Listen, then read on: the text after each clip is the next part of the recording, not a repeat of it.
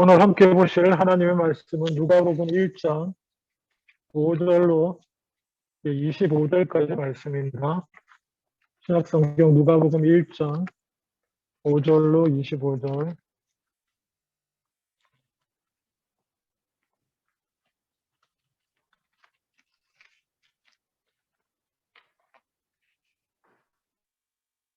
좀 깁니다만은 아마 성탄절 즈음에서 많이 들으셨던 혹은 읽으셨던 말씀입니다. 그러니 쭉 읽으실 때 이게 어떻게 이야기가 흘러가나 이렇게 쭉 보시면서 함께 읽으시면 좋겠습니다. 제가 봉독하겠습니다. 1장 5절부터 25절. 유대왕 헤롯 때에 아비야 반열에 제사장 한 사람이 있었으니 이름은 사가랴요. 그의 아내는 아론의 자손이니 이름은 엘리사벳이라. 이 두 사람이 하나님 앞에 의인이니 주의 모든 계명과 규례대로 흠이 없이 행하더라. 엘리사벳이 잉태를 못함으로 그들에게 자식이 없고 두 사람의 나이가 많더라. 마침 사가랴가 그 반열의 차례대로 하나님 앞에서 제사장의 직무를 행할세 제사장의 전례를 따라 제비를 뽑아 주의 성전에 들어가 분향하고 모든 백성은 그 분향하는 시간에 밖에서 기도하더니 주의 사자가 그에게 나타나 향단 우편에 선지라. 사가랴가 보고 놀라며 무서워하니 천사가 그에게 이르되 사가랴여 무서워하지 말라. 너의 간구함이 들린지라. 내 아내 엘리사벳이 내게 아들을 낳아주리니 그 이름을 요한이라 하라.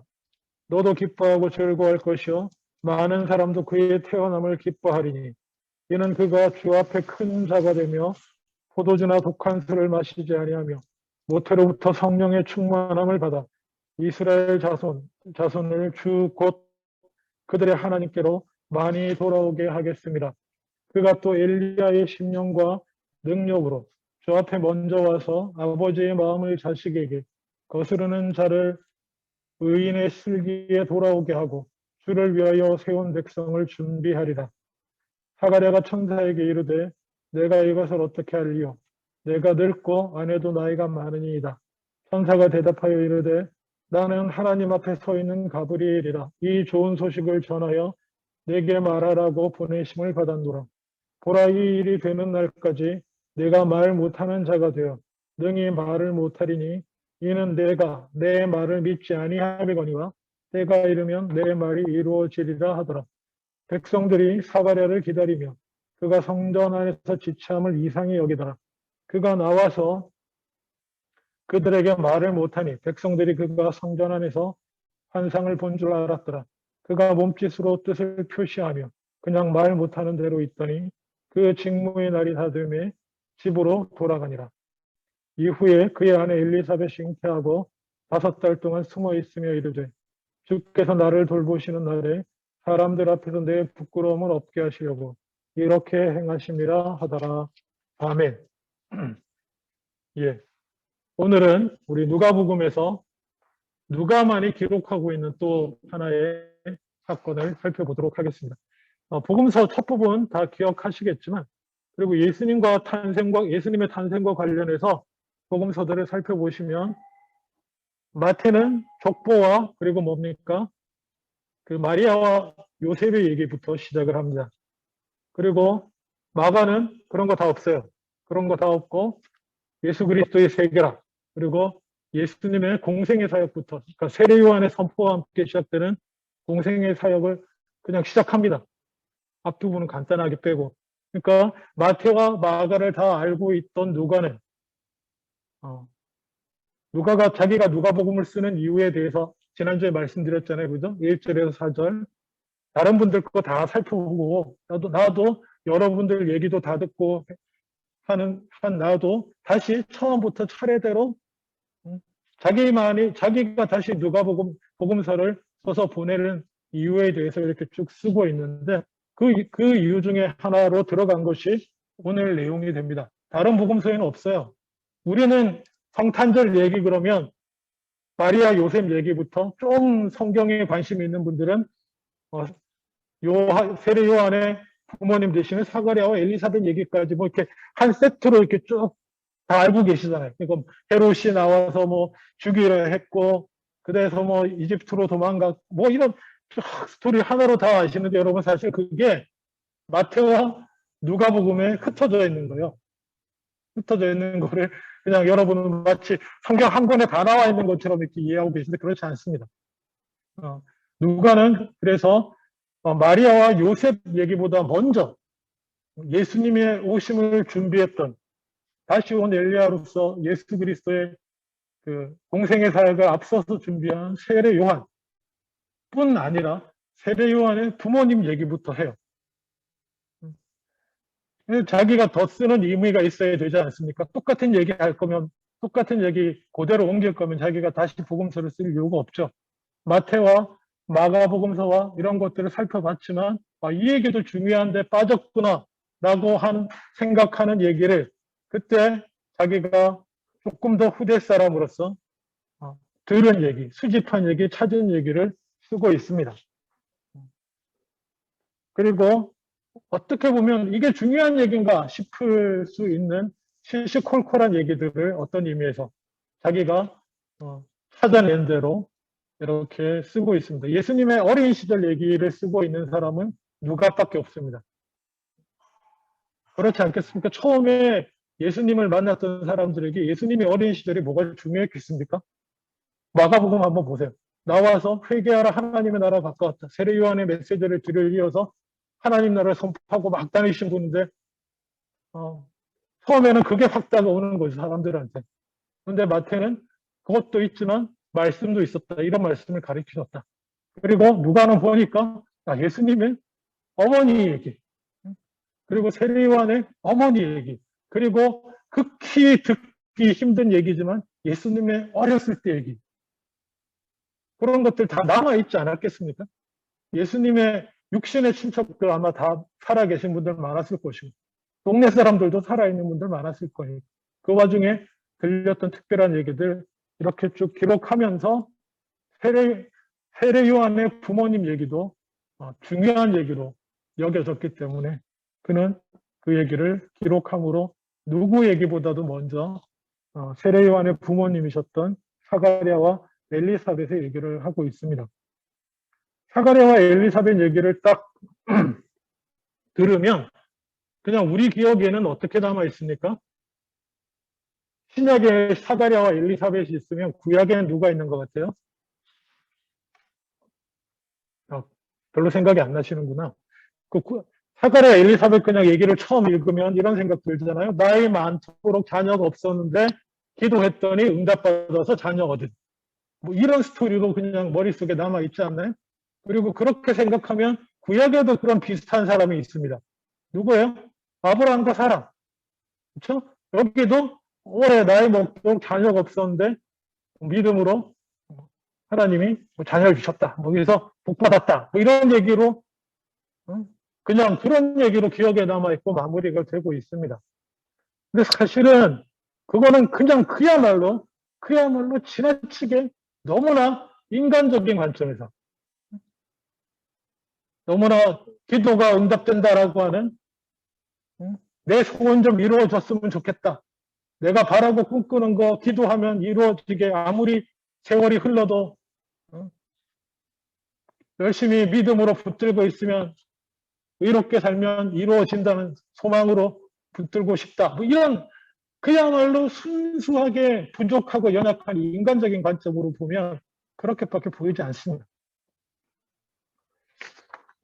일단 그래서 우리가 다 아는 그런 관점으로 한번 오늘 본문을 읽어가 보죠. 자, 누가는 1장 5절을 이렇게 시작합니다. 서론이 끝났고 이제 그야말로 누가의 복음서의 시작이에요. 5절이 유대왕 헤롯 때 이렇게 시작합니다. 누가는 역사적으로 순서대로 역사 순서대로 쓰려고 마음먹은 사람이에요. 그래서 어떻게 합니까?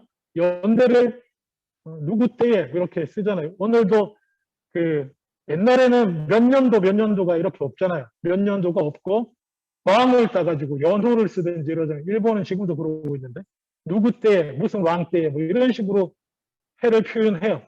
그래서 유대왕 헤롯 때라고 말합니다.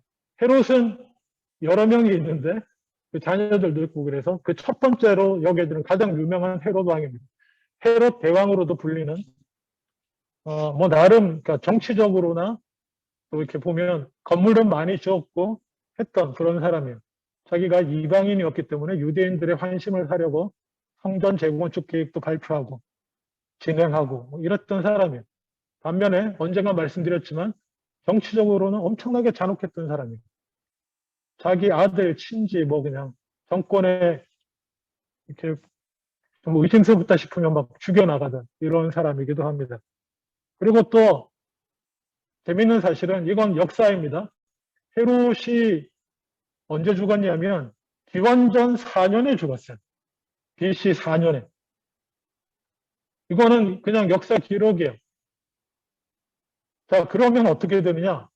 우리가 서기 지금 언제 살고 있습니까? AD 2021년을 살고 있는데 우리가 알기로 AD와 BC를 나누는 기준이 뭐라고 알고 있습니까? 예수님의 탄생 날짜라고 하죠. 그걸로 알고 있잖아요. 근데 누가 하는 말입니다. 예수님이 언제 태어나셨냐면 헤롯 왕 때 태어났다고 그래요. 헤롯이 언제까지 살았어요? 기원전 4년까지 살았단 말이에요. 당황하실 거 없어요. 옛날 그 로마 교회 이 교회력 AD, BC를 정했던 게 로마 교회, 초창기 로마 교회인데 그때 계산을 잘못한 거예요. 날짜 계산을. 그래서 이것 때문에 제가 옛날에 말씀드렸죠. 예수님 탄생 2000년 기념을 언제 할 것인가 가지고 논쟁이 난 적이 있었습니다. 예수 탄생 2000년을 언제 해야 맞겠습니까? AD 2000년에 아니면 1999년, 96년에. 그거 갖고 논쟁이 많았어요. 예수 탄생 2000년을 언제로 할 건가. 어떻게 끝났는지 기억이 안 납니다. 벌써 20년 전 얘기니까, 20여 년 전 얘기니까. 어쨌거나, 헤롯 때, 그래서 예수님의 탄생은 어떻게 잡아도 아무리 이렇게 이쪽으로 당겨서 잡아도 기원전 4년 아니면 그 이전이에요. BC 4년, BC 5년, BC 6년. 어쨌거나 그건 역사 얘기고 그래서 그때 제사장으로서 사가랴라는 사람이 있었습니다. 그리고 부인은 또 엘리사벳이었어요. 근데 둘 다 제사장 집안으로는 아주 괜찮은 집안이고 부인 쪽이 더 좋아요. 아론, 모세 아론 그 라인이니까 아주 그런 분이신데 이분들을 어떻게 소개하냐면은 6절에 그냥 누가 이렇게 소개합니다. 이 두 사람이 하나님 앞에 의인이었다. 의인. 왜 의인이냐? 주의 모든 계명과 규례대로 흠이 없이 행했다. 근데 여러분 이렇게 이해하면 그 당시 주의 계명과 규례가 뭐예요? 규례가 뭡니까? 율법이잖아요. 율법의 성실에 율법을 잘 지켰다. 그러면 의인입니까? 지난주에 전번에 마태복음 공부했잖아요. 마태복음 공부하면 율법을 철저히 지킨다. 그게 의입니까?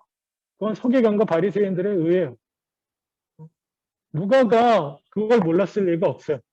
그럼에도 불구하고 사가랴와 엘리사벳을 의롭다라고 부른 것은 단순히 서기관과 바리새인들 그 당시 제사장들의 율법주의자들의 어떤 것을 뛰어넘는 무언가가 있었음을 교회는 다 알고 있었다라고 이해하시면 될 것 같아요.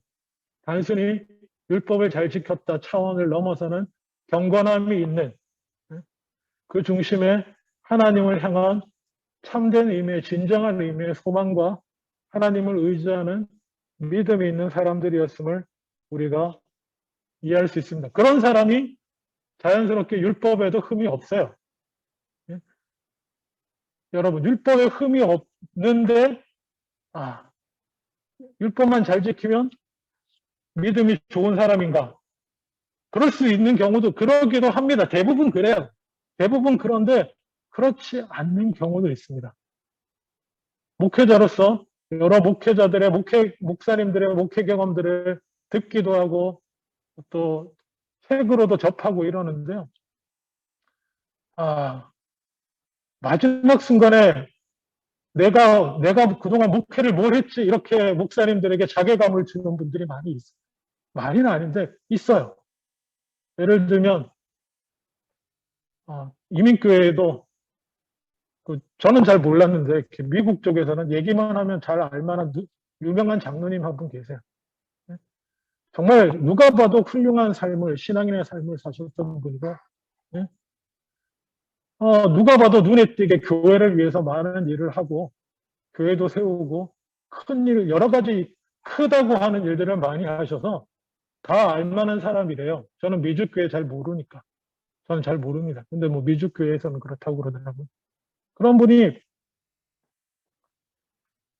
병에 걸리시고 암인가요? 아마 그랬던 것 같아요. 그래서 마지막을 향해 가실 때 너무 사람이 망가지는 거예요.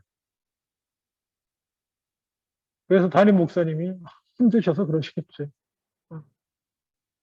누구나 큰 병과 큰 고난이 닥치면 아무리 믿음이 좋아도 흔들리는 거니까. 예, 그러시겠지. 하고 하다가 그냥 기도만 하고 있다가 장로님인데 그렇게 훌륭한 삶을 살아오신 분인데 이러고 있다가 도저히 목사로서 그냥 있으면 안 되겠다 이제는 생각이 들어서 직접적으로 말을 해야겠다. 그러기 참 어렵습니다, 여러분. 아무리 잘못 살고 막 살고 계시는 분이 계셔도 목사가 직접 찾아가서 그러시면 안 됩니다. 이러고 꼭 집어서 얘기하는 거 진짜 힘든 거예요. 근데 이 목사님이 얼마나 힘드셨는지 이해가 되는데 견디다 못해 찾아갔습니다. 그래서 그냥 직접적으로 얘기를 했대요. 장로님 그러시면 안 됩니다. 뭐 예배도 안 드리고 찬양도 안 하고 기도도 안 하고 뭐 하여튼 여러 가지 쭉 그러시면 안 됩니다. 지금 저랑 같이 찬양하시죠. 했더니 침대에 이렇게 눈 감고 딱 누워있던 이분이 벌떡 일어나셨어요. 그러면서 하신 말씀이 뭐냐면 예수고 뭐고 다 지겨워. 그러고 눈 감고 딱 누우셨대요. 그리고 목사님은 돌아올 수밖에 없었고 그리고 돌아가셨어요. 아, 그리고는 그 목사님이 자기 목회에 회의가 들더라고 하시. 내가 뭐 했나 그동안 이 장로님과 함께 그런 생각이 들었다고 합니다. 여러분 하나님 앞에 의롭다라고 하는 것은 내가 뭘 얼마나 했냐가 아니에요. 누누이 말씀드리잖아요. 마태복음 하면서부터 내가 얼마나 큰 일을 행했냐가 아니고 내가 하나님과 관계 맺고 있는가요? 하나님과 믿음의 관계가 내가 되어 있는가요? 그것뿐이에요. 아무것도 안 하셔도 돼요, 여러분. 제가 목사로서 이런 말들이 겁나기도 한데 이러다 교회가 문 닫으면 어떡하나 생각 들지만 여러분 아무것도 안 하셔도 돼요. 하나님과 바른 관계, 믿음의 관계, 경건한 관계가 맺어져 있으면 돼요. 그러면 지금 내 상황이나 환경에 따라 아무것도 못하고 있을 수도 있지만 언제든지 성령의 역사와 환경과 상황에 따라 하나님의 말씀에 순종하고 그냥 하나님이 원하시는 일들을 해나갈 수 있는 거예요. 다른 거 아무 필요 없어요. 내가 이거 해야지 뭐. 아니요. 그걸로 믿음이 자라나는 것도 아니고 그렇게 뭔가 이거 하고 저거 해야 된다는 율법을 철저히 지킨다고 믿음이 자라는 것도 아니에요. 자랄 수도 있어요. 있지만 100%는 아니에요. 영적인 게 중요합니다. 그래서 누가가 사가랴와 엘리사벳을 의인이라고 선포한 데는 그만한 이유가 있는 거예요. 그냥 율법만 철저히 지킨 사람이다. 이렇게 오해하시면 안 된다는 얘기예요. 제 얘기는. 하나님 앞에 경건한 사람이었다라고 이해하셔야 돼요. 그리고 이때 예수님 당시 상황에서 하나님 앞에 믿음이 있지 않고 경건한 사람은 어떤 사람들이었냐면은 누가가 나중에 뒤에 시몬이나 안나 얘기도 하지만 그들 흔들리지 않는 경건한 믿음을 가진 사람들의 증거는 메시아를 기다리고 있는 것이었어요. 구약에 약속하신 구원의 메시아가 오실 것이다. 지금 현실은 너무너무 암울해요. 사가랴와 엘리사벳 시대, 예수님이 나시기 직전의 이 시대의 현실은 너무너무 암울합니다. 이스라엘은 망했어요. 로마의 지배하에 있어요. 경제적으로도 가난한 사람은 너무나 힘들고 어렵고 신앙적으로도 오히려 그런 사람을 돌보고 힘을 북돋우고 용기를 줘야 할 신앙인들은 다 그냥 자기 권력 누리기, 자기가 가진 거 놓치지 않으려고 애쓰고 아무것도 하는 일 없고 그런 영적으로나 정치적으로나 그냥 절망적인 상황이에요. 그런 상황 속에서 진정한 의미의 믿음 있는 사람은 누구겠습니까? 하나님 때문에 소망을 잃지 않는 사람. 주변이 아무리 소망이 없어. 그러니까는 정확히 말하면 그 예수님이 엄청나게 욕했던 서기관과 바리새인들이 있잖아요. 그렇죠? 그 사람들은 나름 율법을 철저히 지켰는데 왜 지킨지 아세요? 사실 그 내면을 뜯어보면 율법을 철저히 지키는 것으로 자기 기득권을 유지할 수가 있었어요. 우리는 이렇게 율법을 철저히 지키니까 이렇게 너희를 가르칠 수도 있고, 이렇게 헌금 받고 해서 높은 자리에서 이렇게 살 수 있는 거야. 그걸 유지하기 위해서 율법을 지킨 거예요. 좀 더 어려운 얘기가 돼버렸는데, 하여튼, 율법을 지키는 것이 보장해주지 않아요. 아무것도. 그 뭐냐 하면 어떤 어려움과 힘든 상황에서도 소망을 잃지 않는 것이 경건이에요. 왜? 하나님이 살아계시니까. 왜? 그 하나님이 어떤 하나님인데? 우리를 벌 주고 저주하고 지옥 보내려고 기다리고 계신 분이 아니고 우리를 구원해서 원래 예수 그리스도의 모습으로 원래 하나님의 성품으로 닮아가게 하시고 그리고 우리를 통해서 이 타락해버린 인간 세상을 회복하시려는 하나님의 나라를 회복하려고 하시는 뜻을 가지고 계신 하나님이 살아 계시기 때문에 그 하나님을 주변 환경과 상황과 내 처지에 상관없이 붙들고 있는 사람, 그 사람이 경건한 사람이에요. 지금 상황과 여건이 너무 힘들어서 아무것도 못해. 상관없어요. 아무것도 못할 수 있지. 근데 뭐예요? 붙들고 있는 거예요. 소망으로. 왜? 하나님이 살아계셔서 내가 할 수 없는 부분들 하나님이 떨쳐내 주시고 할 수 있는, 우리가 뭔가 할 수 있는 길과 상황을 열어주실 수 있는 하나님이 살아계시니까 소망을 붙들고 있는 거예요. 뭔가 할 수 있으면 더 좋죠. 할 수 있어도 좋은데 할 수 없어도 좋아요. 어쨌건 이 두 분들은 하나님 앞에 의인이었고 솔직한 얘기로 그냥 주제는 아니지만 자녀 출산과 관해서 한번 생각해 봅시다. 이 두 분들은 나이가 많아요.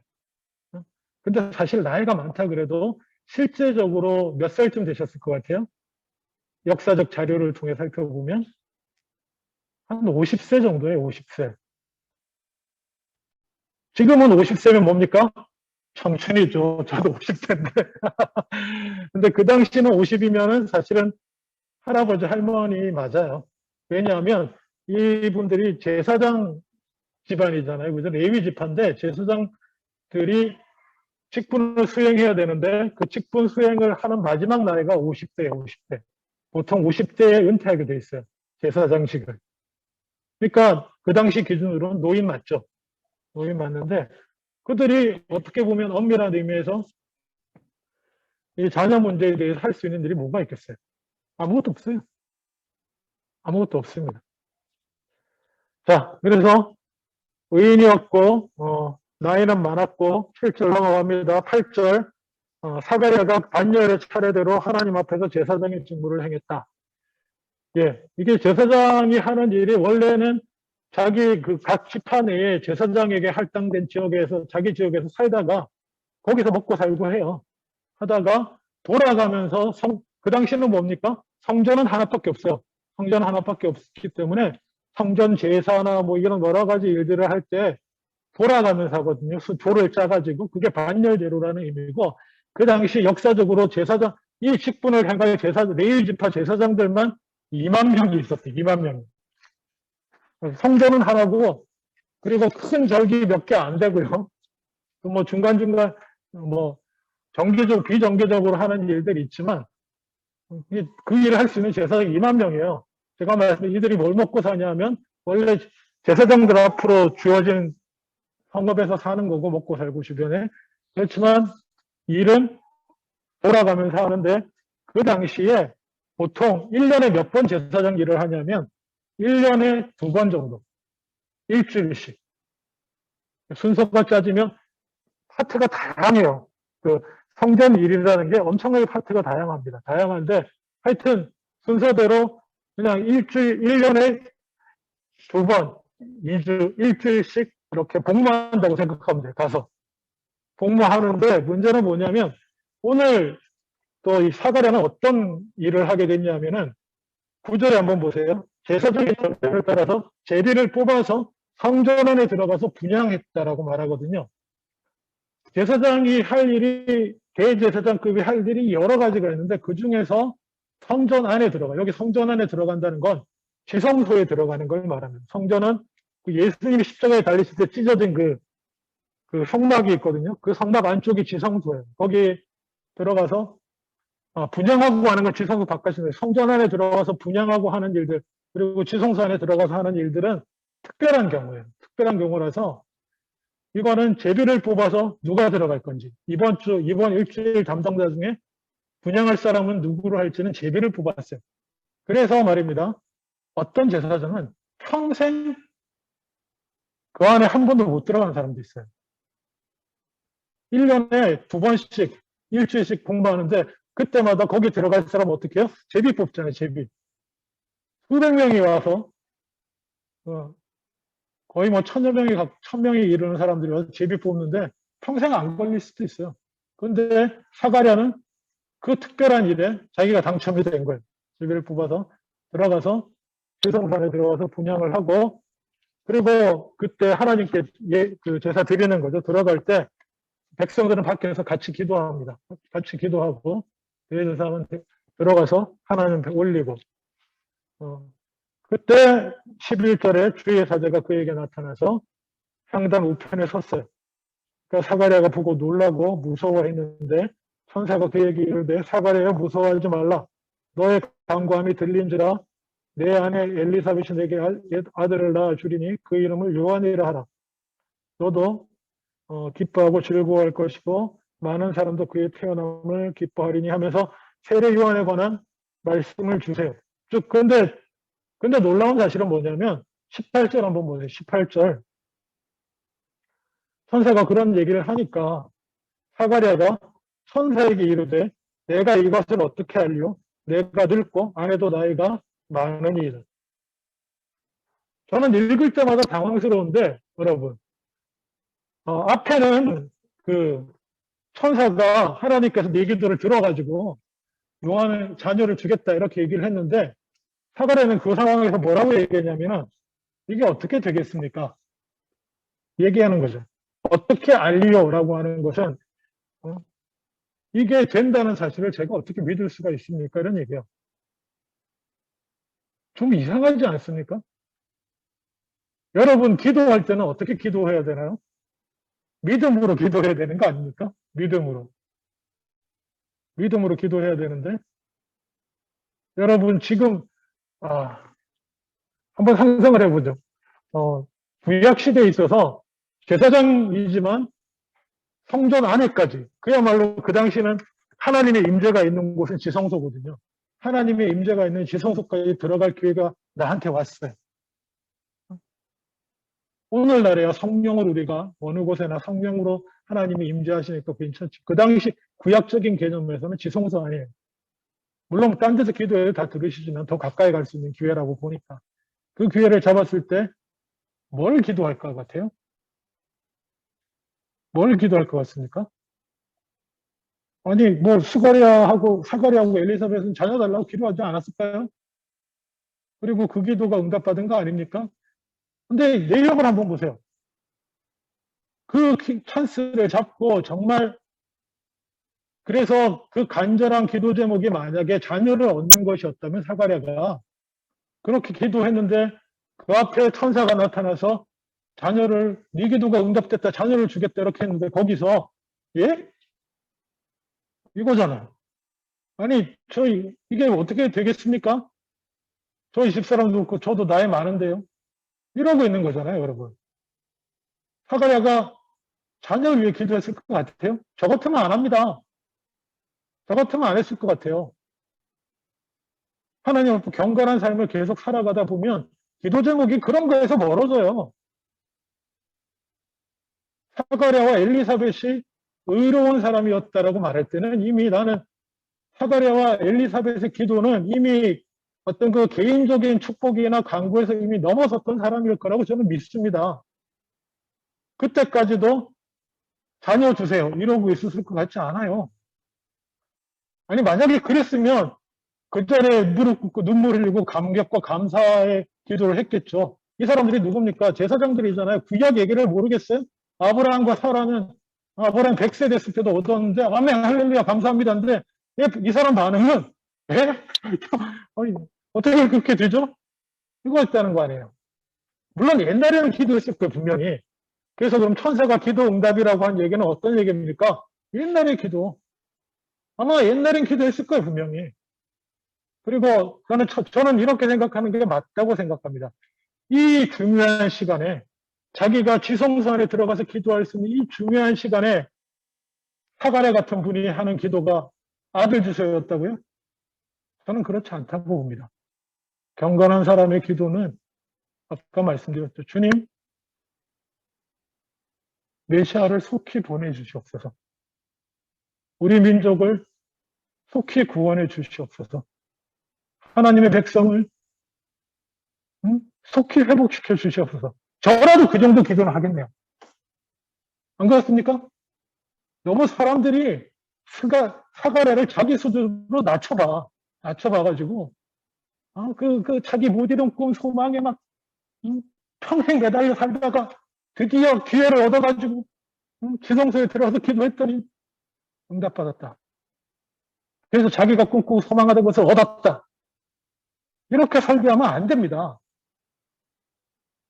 일단 결론부터 빨리 말씀드리면, 하나님께서 아브라함과 사라에게 이삭을 주신 이유가 뭐예요?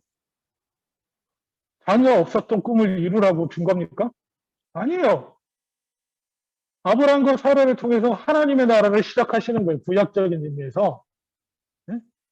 하나님의 뜻을 실현하기 위해서 근데 그 중에 하나님이 생각할 때 여러 가지 하나님의 살아계심을 나타내 보이기도 좋고, 그리고 하나님을 향해서 성실하게 의지하는 사람들 중에 아브라함과 사라가 당첨, 하나님의 뜻대로 결정이 된 거예요. 마찬가지로 사가랴하고 엘리사벳에게 사가랴와 엘리사벳이 소원을 이루고 자식을 얻었다가 이 포인트가 아니에요. 사가랴와 엘리사벳을 통해서 보여요. 예수 그리스도로 시작되는 새로운 하나님의 나라를 가지고 오는 그 길을 예비할 자, 세례 요한이 태어났다는 거예요. 이 얘기는 무슨 얘기냐면, 내가 기도했더니 끝까지 포기하지 않고 기도했더니 내 기도가 응답되었다가 초점이 아니고요. 경건하게 주변 환경과 상황이 아무리 힘들고 어려워도 경건하게 그 믿음을 잃지 않고 주님을 향한 소망을 품고 흔들리지 않고 살았더니 하나님께서 그 하나님 나라의 역사에 아무것도 할 수 없을 것 같은 이 늙은 우리들도 참여시켜 주셨다는 거예요. 하나님 나라 흔들림 없이 누가도 그렇고 마태도 그렇고 마가도 그렇고 복음서에서 누누이 흐르는 것은 회개하라 하나님의 나라가 가까웠대요. 하나님 나라가 예수 그리스도를 통해서 어떻게 이루어지는가, 그게 초점이에요. 그게 초점. 그래서 누가는 첫 번째 제1권 누가복음을 통해서 어떻게 예수님으로부터 시작됐는가, 그리고 하나님 나라가 어떻게 그 전에 세례요한으로부터 준비됐는데 사실 세례요한 앞에는 그 부모님이 있었고, 그리고 그 하나님의 나라가 이렇게 진행되고, 그리고 2번 사도행전. 사도행전 또 뭔지 아세요? 예수님이 부활 승천하신 후에 하나님의 나라는 전 세계로 이렇게 확장되어 나갔다. 하나님이 역사하셔서.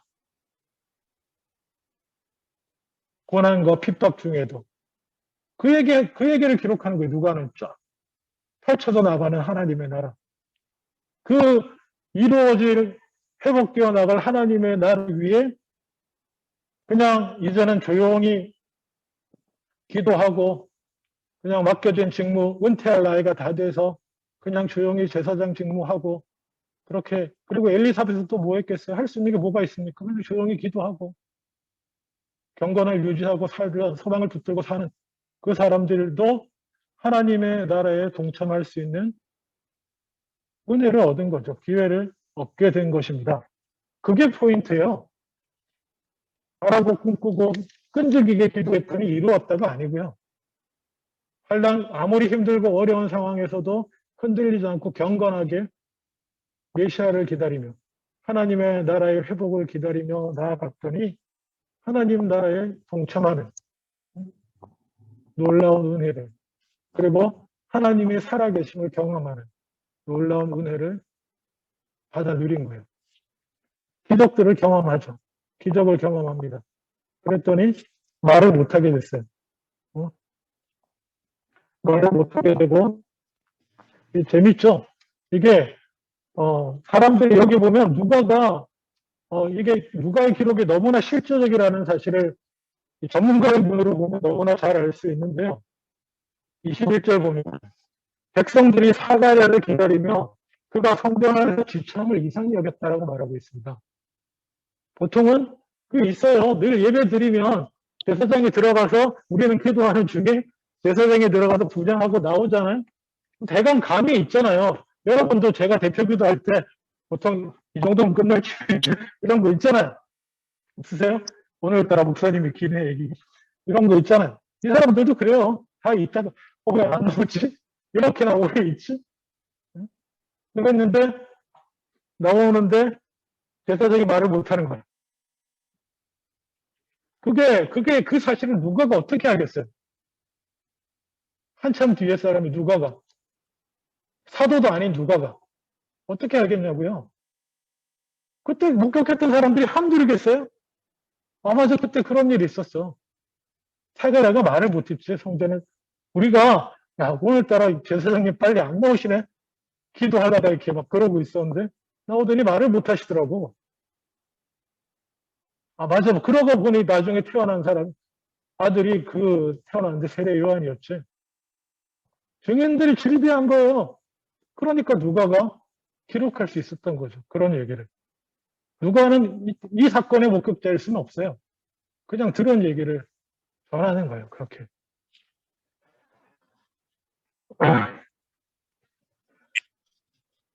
말씀을 맺겠습니다.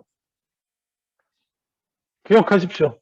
아브라함과 사라권도 그렇고 사가랴와 엘리사벳도 그렇고 하나님이 어떤 하나님 앞에 소망을 잃지 않고 믿음으로 의지하고 살아가는 사람들에게 소원을 이루어 주셨다가 포인트가 아니에요. 그들이 하나님의 역사에 하나님의 나라를 이루어 나가시는 그 일에 동참하는, 그리고 동참함으로 기적을 하나님의 살아계심을 경험할 수 있는 은혜를 그들은 맛본 거예요. 그것이 포인트고 누가가 사가랴와 엘리사벳을 굳이 기록한 이유도 거기에 있다라고 하는 사실을 꼭 기억하시기를 바랍니다. 여러분, 일부러 아무것도 안 하셔도 좋은데 성령 인도하시면 하시는 대로 하셔도 좋습니다. 그렇지만 경건하게 소망을 가지고 하나님의 나라의 회복을 꿈꾸며 하나님 나라의 확장을 꿈꾸며 내가 할 수 있는 일을 해나가려고 기도하시면서 기다려 보십시오. 그러면 내 인생에 아무것도 할 거 없을 것 같은, 더 이상 내가 어떤 의미 있고 가치 있는 일을 해나갈 수 없을 것 같은 내 삶이고 절망적인 환경과 상황 속에서도 하나님이 허락하시면 놀랍게도 나를 통해서 하나님 나라의 역사가 진행되는 것을 경험하게 되실 줄로 믿습니다. 그러한 것들을 꿈꾸며 나아가는 저와 여러분 다 되시기를 주님의 이름으로 축원합니다. 기도하겠습니다. 아버지 하나님, 헤롯 왕때 아비야 발멸의 제사장 사가랴와 아론의 자손으로서 그의 아내였던 엘리사벳을 기억하게 하여 주시옵소서. 정말 국가적으로나 사회적으로나 그리고 심지어 개인적으로도 낙심되고 절망적인 상황에서도 믿음이 잃지 않고 구세주를 향한 메시아 오심에 대한 하나님 나라를 향한 소망을 품고 그렇게 기다리며 살았던 두 부부에게 하나님이 하나님 나라에 동참할 수 있는, 하나님 나라의 사역에 함께할 수 있는 놀라운 은혜를 베풀어 주신 것을 기억합니다. 우리도 어떠한 상황에서든지 그러한 은혜를 기다리며 받아 누리는 삶, 그런 사람들 다 되게 하여 주시옵소서. 감사드리고 예수님 이름으로 기도합니다. 아멘.